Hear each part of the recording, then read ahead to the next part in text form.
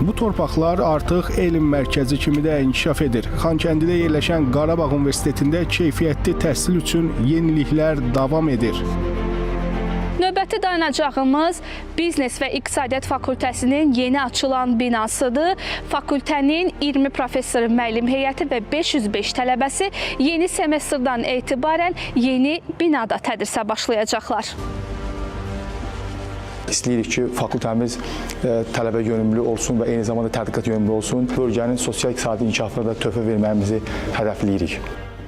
Böyük qayıdış proqramı çərçivəsində mərhələli köçün baş tutması ilə Qarabağ Universitetinə axın da çoxalacaq. Elə bu baxımdan mühəndislik fakültəsi üçün də yeni binanın təməli qoyulub. İl yarım, artıq 3-cü semestrdir ki, burada tədris keçir və 3 semestr ərzində xeyli tədbirlərdə iştirak eləmişik, turlara getmişik, konferanslarda iştirak eləmişik, Laçında, Qarqara çayın ətrafında, Şuşada və digər ərazilərdə, Ballıcada, piyada da getmişik, 10-15 kilometr ərazini Ballıcada olmuşuq və həqiqətən də bu ərazinin füsunkar təbiəti ilə vurulmuşuq. 2-ci kurs tələbəsiyəm. İndiyə qədər digər korpusda təhsil alırdıq. İndi artıq korpusumuz açılıb. Gələn semestrdən inşallah bura köçürüləcəyik. Bu fakültənin açılmağı da bizim üçün çox böyük əhəmiyyət kəsb edir. Mən özüm də bir İqtisadiyyat Fakültəsinin tələbəsiyəm. Həqiqətən çox sevinçliyəm buna.